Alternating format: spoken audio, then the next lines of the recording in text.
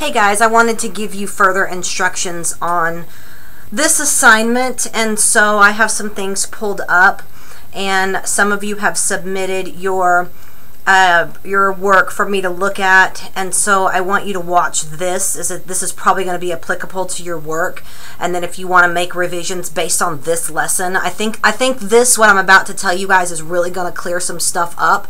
So if you're one of the 4 who've submitted it, I mean any of you really, but the 4 who have already submitted it, please shoot me an email after you watch this and let me know what you're planning on doing. So I want us to go back and I want us to think about what we did in Comp 1.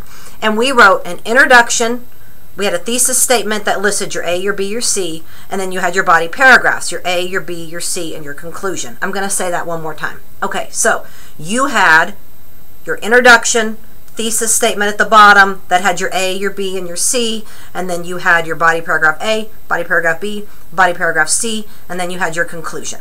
Okay, that's going to be a little, not a little, but pretty similar here. So if you go to additional resources and you click on number 2, you're going to see somewhat of an outline, and that's going to go along with this lesson on what you need to do. So let's talk about the organization.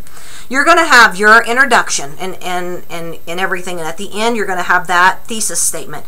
The introduction is going to be longer than what you had in Comp 1, but you need that thesis statement that has your A, your B, and your C. And so if we look at the example here, paid paternal leave for American workers is essential to improving the economic, A, emotional,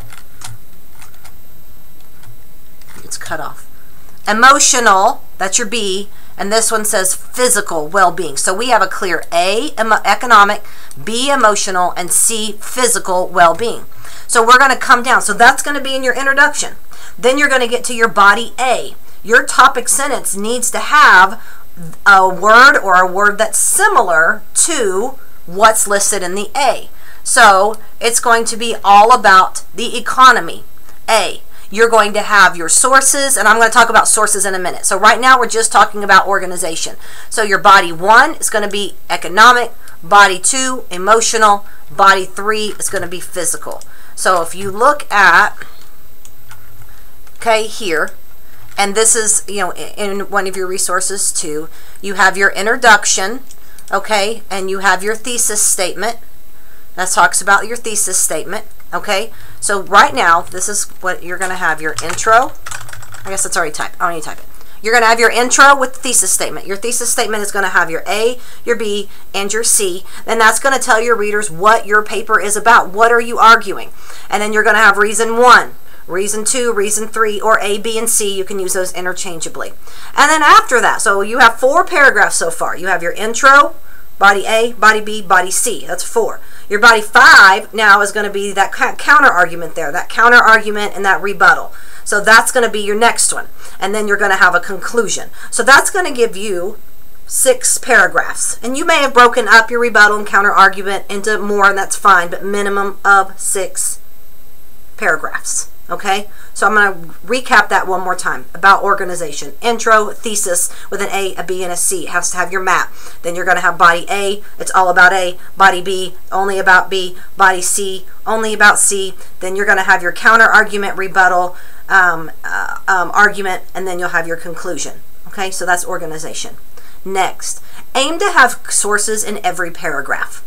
So you cannot rely just on one or the other. You need to have a balance of quoting, paraphrasing, and summarizing. You can't just rely on quoting. You want to use those very minimally, because if not, you're going to end up with just a bunch of patchwork of copy and paste. So rely on paraphrase and summarizing. Go back to the video I posted earlier. These 2 are really important today, but and how you cite that. And so every single one needs to have that parenthetical citation, and have, you know, aim to have 2 in there, you know, at 2 in there, 2 in a paragraph to really back up what you're saying. And so make sure that you follow that format that I addressed in that other video, with the, you know, the title, the page number, whatnot, in parentheses, and the period going on the outside of the parentheses, not at the end of the sentence, but at the end of the parentheses. So I hope this helps with the organization of this. Make sure you have your works cited page in what you submit. I opened one up and it was missing the works cited page, and so you know, make sure you look and you're getting that word count in there. and meeting that. I want to say it's around like 2,000 to 2,500 words is what this assignment is. And so I really do hope this helps, and I hope it simplifies it. That's really what I'm trying to do, is simplify this for you. And so look for, I'm going to put that poll in there here in a minute. I mentioned the other video, but watch these videos, shoot me a text, call me, email me, whatever. We'll go from there, and I'll help you. I don't care how many times you need to work on this to get it perfect, but nobody stress. If anybody is stressed about anything or wants further help, call me. I'm going to put my phone number actually on the homepage today, and you know, shoot me a text or call me, and we'll go over it. But I hope this helps, and we'll talk to you soon.